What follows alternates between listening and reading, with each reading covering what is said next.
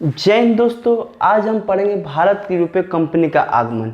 इसके पहले ऑलरेडी इस पे एक और वीडियो बना चुका हूँ, भारत की रुपए कंपनी का आगमन। उसमें हमने बताया था कि भारत में और यूरोप का जो व्यापार है वो कैसे शुरू हुआ और यूरोपियन जो थे वो भारत में कैसे आए, वो हमने आपको पहले के वीडियो में बता चुके हैं। तो उसका आपको लिंक जो है डिस्क्रिप्शन में दे दिया जाएगा। दोस्तों, बात आपको ये बता दें, कोई भी आपके घर आता है तो कुछ लेकर आता है और कुछ लेकर जाता है, और जीवन का भी यही रूल्स है। अगर आपको कुछ चाहिए तो आपको कुछ देना पड़ेगा। अगर आपको जीवन में कुछ बनना है तो आपको बलिदान देना पड़ेगा, संघर्ष करना ही पड़ेगा। उससे घबराइए मत, क्योंकि ये सब आपके रास्ते के बाधे हैं और बाधों को पार तो करना ही पड़ेगा। ठीक है, तो आइए हम देखते हैं भारत में रुपए कंपनी का आगमन। अभी इसमें आपको पता है कि सबसे पहले पुर्तगाल आए थे, फिर डच आए थे, फिर अंग्रेज आए थे और फिर फ्रांसीसी आए थे। तो उसमें हमको बताए थे, इनके आने का क्रम बता दिए थे। उसके बाद उनका फैक्ट्री की स्थापना कौन कौन पहले किया, उसके बाद कंपनी कौन कौन स्थापित हुआ, वो सब आपको हमने पहले के वीडियो में बता चुके हैं। अब हम पढ़ेंगे पुर्तगाल, जो कि ये पहले थे जो ये भारत में आए थे, और पुर्तगाली ही थे जो भारत की खोज किए थे। भारत की खोज मतलब भारत के आने के जो समुद्री मार्ग थे उसका खोज किया था। तो 1498 में जो है पुर्तगाली आए थे। तो हर किसी का आने का उद्देश्य होता है। आपके घर कोई मेहमान आता है तो उसका कुछ ना कुछ उद्देश्य जरूर होता है। उस बिना उद्देश्य के आज की डेट में कोई नहीं आने वाला। तो वो तो खैर उस समय का बात था। तो वो भी जब आए थे तो उनका उद्देश्य था, और उद्देश्य क्या था? तो सबसे पहले ईसाई धर्म का प्रचार प्रसार। कोई भी आता है तो अपना प्रचार प्रसार करता है। मेहमान कोई आता है तो बताता ना, हाँ भाई हम यहाँ गए थे तो यहाँ से गए तो वहाँ गए तो यहाँ आए। ठीक है, तो वही इनका प्रचार प्रसार। तो इन्होंने अपने धर्म का प्रचार प्रसार करना शुरू किया। दूसरा, आर्थिक संपत्ति की भूख। जो उनको भूख थी पैसे कमाने की, पैसे यहाँ से व्यापार के करने की, वो उसका भूख जो है इनको खींच के लेके आया। अब कोई आपका मेहमान आता है तो उनको भूख लग गया, कहीं कुछ ना मिले तो चलो भाई यहाँ पे हमारे समधी का घर है, किसी के घर पहुँच जाते हैं। वैसे ही है भाई, इसको भूख लगी थी आर्थिक भूख का, तो वो पहुँच गया इंडिया कि भाई यहाँ तो सोने की चिड़िया इसको बोलते हैं, यहाँ पे बहुत सारा संपत्ति होगा। उसके कंपनी का प्रतिष्ठा अर्जित करा। अब प्रतिष्ठा अर्जित करना मतलब क्या? कि चूंकि आपको पता है कि जो यूरोप में थे स्पेन और पुर्तगाल, इनको व्यापार करने के अधिकार प्राप्त नहीं हो रहे थे। तो ये कैसे कैसे लड़के उसके बाद इन्होंने अपना प्रतिष्ठा स्थापित करना चाहा। कौन? पुर्तगाल ने। वो सोचा कि मैं अपनी ताकत को स्थापित करूंगा, तो वही जो है क्या किया, कंपनी का प्रतिष्ठा स्थापित करना चाहता था। तो 17 मई उसी चाह में 17 मई 1498 को वास्को डी गामा नामक व्यक्ति जो था समुद्री मार्ग से भारत पहुंचा और भारत का खोज कर दिया। वो पहला पुर्तगाली था जो भारत पहुंचा था। कब? 17 मई 1498। याद रखिएगा दोस्तों। और जहां का राजा जमोरिन ने उसका स्वागत किया। अब कोई आएगा तो स्वागत करना है, और हमारी भारत की संस्कृति सभ्यता ऐसी रही है कि दुश्मन भी आएगा तो उसका स्वागत करना है।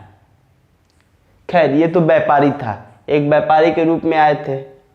अब देखिए 98 डेट बाय डेट हम क्या है इस तथ्य को लिखे, तो डेट बाय डेट तथ्य को आप याद कीजिएगा। तो 1498 में वास्को डी गामा आया, 1500 में पेड्रो अल्वारेज आया। अब क्या है कि मान लीजिए एक आदमी आया, अब इसको कहा जाता है कि जो वास्को डी गामा जब लौटा तो 60 गुना इसको प्रॉफिट हुआ था, सारे मतलब खर्च काटने के बाद। तो वही 60 लाख गुना, क्षमा चाहूँगा। तो वो चीज़ देखा पेड्रो, इसको भी लालच हुआ, भैया हम भी जाएंगे वहाँ से लेके आएंगे। सीधा सा बात है, आपको आपके दोस्त को कुछ प्रॉफिट हुआ तो आप भी सोचेंगे वहाँ हम जाके हम भी प्रॉफिट ले, वही चीज़। तो उसी लालच में पेड्रो अल्वारेज भी भारत आने वाला दूसरा व्यक्ति था। कब आया? 1500 ईस्वी में। तो 1498 में दो जोड़िए तो 1500 ईस्वी हो गया, और उसमें फिर दो जोड़िए तो फिर वास्को डी गामा पुनः भारत आया। और ये जब भारत आया तो 1503 में कोची में प्रथम फैक्ट्री स्थापित किया। तो आप देखिए 1498 के बाद दो जोड़े, 1500 में दो जोड़े तो 1502, और 1502 में एक जोड़े तो 1503, अब फिर दो जोड़िए तो 1505। तो 1503 मतलब कोची में प्रथम फैक्ट्री, प्रथम मतलब 2 में 1 जोड़िए, प्रथम, प्रथम में क्या होता है 1, तो 2 में 1 जो तो 3, तो 1503 में कोची में इन्होंने प्रथम फैक्ट्री स्थापित किया। दोस्तों आपको पहले ही बता चुका हूं फैक्ट्री और कंपनी में क्या अंतर है। लोगों का समूह बनता है तो कंपनी होता है, और फैक्ट्री मतलब किला, कोठी, वो बनता है। तो 1505 में ठीक 2 साल बाद उन्होंने कन्नूर में भी दूसरा फैक्ट्री, कन्नूर भी क्या है कोची में, उन्होंने दूसरा फैक्ट्री इन्होंने स्थापित किया। और 1505 में ही फ्रांसिस्को डी अल्मेडा प्रथम पुर्तगाली जो वायसराय बनकर भारत आया। एक चीज और दोस्तों, जमोरीन ने स्वागत जरूर किया था, लेकिन जमोरीन और पुर्तगालियों का जो संबंध था वो अच्छा नहीं था। तो क्वेश्चन पूछता है कहीं कहीं कि जमोरीन का जो संबंध था पुर्तगालियों के साथ वो कैसा था, तो बिल्कुल ही अच्छा नहीं था। और उसका एक ही तर्क है दोस्तों, क्योंकि ये व्यापारी थे और धर्म भी अलग था। तो फ्रांसिस्को डी अल्मेडा या उसको अल्मीडा कहते हैं, ये कब आया दोस्तों, तो 1505 में आया और 1509 तक रहा, लगभग 400 वर्ष। इसको भेजा ही गया था कि भैया जाओ अपना पूरा ताकत लगा के और वहां पे अपना आधिपत्य बनाओ, अपना डेरा डालो, ठीक है। बाकी कंपनी भले उसका फैक्ट्री मजबूत हो चाहे ना हो, लेकिन वहां अपना आधिपत्य जरूर मजबूत होना चाहिए। तो भारत में आने वाला प्रथम पुर्तगाली गवर्नर कौन था, तो फ्रांसिस्को डी अल्मीडा। अब इसने एक ब्लू वाटर पॉलिसी चलाया जिसका नाम था शांत जल की नीति। कहने का मतलब क्या था कि इस हिंद महासागर में ब्लू वाटर पॉलिसी चलाया, और इसका यही था कि जो इधर से आएगा वो चुंगी देगा, यानी कर देगा, और तभी यह इधर उधर इस समुद्र से जा सकता है। यहाँ से भारतीयों से भी लेना ये कर शुरू कर दिया, जरा जमूरीन से भी ये कर लेना शुरू कर दिया। और 1509 में इसी का परिणाम रहा कि एक युद्ध हुआ, मुस्लिम नौसैनिक पराजय हुआ, सॉरी क्षमा चाहूंगा, 1508 में मुस्लिम नौसेना बेड़ा गुजरात, मिस्र और तुर्क को मिला का एक युद्ध हुआ जिसमें इसकी बुरी तरह हार हुई। इसमें कहा जाता है इसका एक पुत्र भी मारा गया। और वहीं 1509 में फिर इसने लड़ाई किया, संयुक्त मुस्लिम नौसैनिक पराजय हो गया उसमें। और एशिया जगत में पुर्तगाली नौसेना क्या है, सर्वश्रेष्ठ स्थापित हुआ। क्यों, क्योंकि इतने बड़ी ताकतवर गुजरात, मिस्र और तुर्क के नौसैनिक को हराया था, तो इसको जाहिर सी बात है ये इसका एक उभरता हुआ ताकत सामने आया। अब इसमें जो दूसरा था फ्रांसिस्को डी अल्मीडा, क्षमा चाहूंगा, दूसरा था अल्फांसो डी अल्बुकर्क। 1509 तक ये रहा, और 1509 से लेकर 1515 तक कौन रहा, तो Alfonso de Albuquerque. Francisco de Almeida, Alfonso de Albuquerque. इसको जो है वास्तविक जो है पुर्तगालियों का संस्थापक जो है भारत में माना जाता है। तो भारत में आने वाला दूसरा पुर्तगाली गवर्नर कौन था, फ्रांसिस्को डी अल्मीडा। और पुर्तगाली शक्ति का जो वास्तविक संस्थापक था भारत में जो बन के आया था वो था फ्रांसिस्को डी अल्मीडा। तो क्वेश्चन यहाँ से पूछा जाता है, अगर पूछ देगा कि पहला वायसराय कौन आया था तो फ्रांसिस्को डी अल्मीडा, और पूछ देगा वास्तविक संस्थापक जो था पुर्तगालियों का कौन था, तो अल्फांसो डी अल्बुकर्क। अब इसने क्या किया, तो कोची को मुख्यालय बनाया। जाहिर सी बात है इन्होंने कोची में विस्तार किया, तो मुख्यालय कहाँ बनाएगा, कोची में बनाया। और 1510 में आदिल शाह से गोवा को भी इसने जीत लिया। अब मात्र एक साल जोड़िए, 1511 में मलक्का, 1512 में हरमुज को भी जीत लिया, और अदन नहीं जीत पाया। हरमुज जो है दोस्तों, ये जो है फारस की खाड़ी के मुहान पे है, और लाल सागर के मुहान पे अदन है। तो हरमुज पे इसने जीत हासिल कर लिया, पर अदन पे जीत हासिल नहीं किया। इसने एक अच्छी नीति चलाई, विवाह नीति चलाया। क्यों चलाया दोस्तों, तो इसलिए चलाया कि इसका धर्म का जो है प्रचार प्रसार हो सके। जैसे कि मान लो कि दूसरों से इसके जो पुरुष थे, मतलब जो पुर्तगाली पुरुष थे वो जो भारत में भारतीय थे, भारतीय महिलाएं उनसे शादी करते थे और अपने धर्म उनका परिवर्तन करते थे, और इस तरह से क्या है अपने धर्म का प्रचार प्रसार करते थे। और इनका नाम मात्र ये व्यापार करना ही अब नहीं रखे था, अब ये क्या चाहते थे कि भारत में ही अस्थायी रूप से निवास भी करने लगे हैं। और इसके साथ ही पुर्तगालियों के समुद्र तट पर तूती बोलने लगी, मतलब तूती मतलब जानते हैं बाहबही बोलने लगा कि भाई अब ये बहुत ताकतवर, इसके सामने अब कोई नहीं आ सकता है। आपको एक चीज और दोस्तों यहाँ बताना चाहूंगा कि धर्म का प्रचार हुआ, यहीं पे एक इसका अच्छा भी काम था, सती प्रथा को इसने रोकने का प्रयास किया था।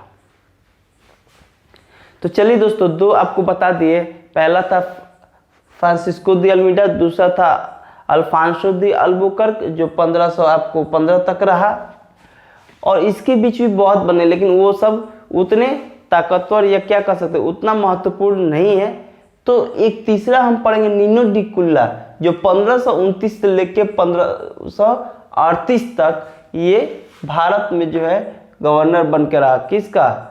तो पुर्तगाली गवर्नर, और ये पुर्तगाल का वायसराय था। तो 1530 में कोच्चि से गोवा को स्थानांतरित कर दिया। अभी गोवा को क्या है, आदिल शाह से 1510 में जीत लिया था। कौन? अल्बुकर्क ने। तो उसी गोवा को जो है कोच्चि से क्या किया, अपना जो सरकारी एथी था उसको गोवा में स्थानांतरित कर दिया, सरकारी कार्यालय को। वही गोवा पुर्तगालियों का राजधानी बन गया। 1530 में दीव 1559 में दमन पर अधिकार कर ले। जो गोवा दीव दमन पर 1961 तक पुर्तगालियों का अधिकार बना रहा, और हिंद महासागर पे 1595 तक व्यापार का एक अधिकार बना रहा। कब तक? जब तक डच नहीं आ गए, जब तक अंग्रेज नहीं आए, क्योंकि डच कब आए थे? 1595 में आए थे। तो उस एक अधिकार मतलब क्या, केवल इनका ही अधिकार था। किस पे? हिंद महासागर पे। पुर्तगाली प्रभुत्व का पतन। अब देखिए, कोई भी चीज का आपको बताया है कि दुनिया में अगर कोई चीज आया है तो उसका विनाश निश्चित है, तो इसका भी पतन निश्चित था। तो धार्मिक असहिष्णुता, मतलब ये ईसाई धर्म के थे, और यहाँ पे कौन रहते? तो उस समय अरबवासी मतलब मुसलमान लोग भारत में रहते थे, हिंदू लोग रहते थे। तो ये धर्म के प्रति असहिष्णु थे, मतलब ये चाहते थे कि मेरा ही धर्म का प्रचार प्रसार हो और सभी लोग ईसाई बन जाए, जो कि कहीं ना कहीं इनके विनाश का कारण बन गया। दूसरा, छिप छिप कर व्यापार करना। अब ये क्या है, यूरोप में बहुत सारे ऐसे कंट्री थे तो उनसे छिप छिप के व्यापार करते थे, जैसे कि स्पेन भी हो गया आपको, नहीं उसके बाद जैसे आपको अंग्रेज आए, डेनिश आए, फ्रांसीसी आए, तो इन सब से छिप छिप के व्यापार करते थे। अब ये छिप छिप के व्यापार करने का परिणाम क्या हुआ? इनका पतन का कारण बन गया। दूसरा, ब्राजील का पता लगते ही अब ये भारत छोड़कर क्या करने लगे? पश्चिम की तरफ भागने लगे, तो ये भी एक पतन का कारण माना जाता है। दूसरा, यूरोपीय कंपनी से उनकी प्रतिद्वंदिता। मान लीजिए जहाँ पे केवल पुर्तगाल का आधिपत्य था, वहीं पे अब कौन आने लगा? तो डच आने लगे, अंग्रेज आने लगे, फ्रांसीसी आने लगे, स्वीडिश आने लगे, डेनिश आने लगे, जिससे क्या है, इनका प्रतिद्वंदिता मतलब लोगों के साथ भिड़त होने लगा, जिसके कारण इनका पतन हो गया। अब देखिए, पुर्तगाली आधिपत्य का परिणाम। अब इसका रहने का परिणाम क्या रहा हमारे देश में? जाहिर सी बात है कि ये तो अपने काम के लिए तो करते थे, लेकिन कहीं ना कहीं वो काम हमारे लिए लाभदायक हो जाता था। तो देखिए, 1560 में गोवा में ईसाई धर्म न्यायालय की स्थापना किया था। सबसे पहला धार्मिक न्यायालय जो था 1560 में गोवा में स्थापित किया था। भारत का जापान के साथ जो व्यापार है उन्होंने प्रारंभ करने का श्रेय पुर्तगालियों को दे दिया जाएगा। और दूसरा, जापान से तांबा, चांदी, और अमेरिका से तंबाकू, आलू और मक्का का क्या आयात और निर्यात मतलब व्यापार होने लगा। और पुर्तगालियों को एक सबसे बड़ा अगर दिया जाता है उनको श्रेय, तो ये दिया जाता है प्रिंटिंग प्रेस का जो श्रेय है वो भी पुर्तगालियों को दिया जाता है। तो मुझे आशा है दोस्तों कि आपको अच्छा लगा होगा। ऐसा ही थोड़ा थोड़ा हम पढ़ेंगे और चैप्टर सब्जेक्ट को कंप्लीट करेंगे। और मेरे लिखवाने का आपका एक ही मकसद होता है कि आप इसका नोट्स बनाएं और कभी भी इसको आप पढ़ें, क्योंकि आप मोबाइल पे अगर नहीं देख पाएंगे तो आप अपने कॉपी में अगर नोट्स बनाए रहेंगे तो आराम से पढ़ सकते हैं और याद कर सकते हैं। तो मुझे उम्मीद है दोस्तों आपको थोड़ा बहुत याद हो गया होगा। और एक बार आप पढ़ेंगे तो इसको हमेशा जो है दोस्तों डेट बाई याद कीजिएगा। 98 2 जोड़िए, फिर 2 जोड़िए, फिर 1 जोड़िए, फिर 2, फिर 2। तो ऐसे आसानी से ये तथ्य तो आराम से याद हो जाएंगे। बाकी ये रहा तो आपको पता है कोई भी आता है आपके घर में तो कुछ लेके जाता है, कुछ लेके आता है, तो वो सब धीरे धीरे आप ऐसे ही कहानी बना के अगर याद करते हैं तो याद हो जाएगा। तो दोस्तों अगर आपको ये वीडियो अच्छा लगा तो लाइक और शेयर करना बिल्कुल ना भूलें। और आपके कमेंट्स हमारे लिए बहुत ही इंपॉर्टेंट रखते हैं, क्योंकि आपके कमेंट्स हमें मोटिवेट करते हैं वीडियो बनाने के लिए। तो इसी उम्मीद के साथ हम आपके बाद फिर लौटेंगे और इन्हीं शब्दों के साथ विराम लेते हैं। जय हिंद, जय भारत।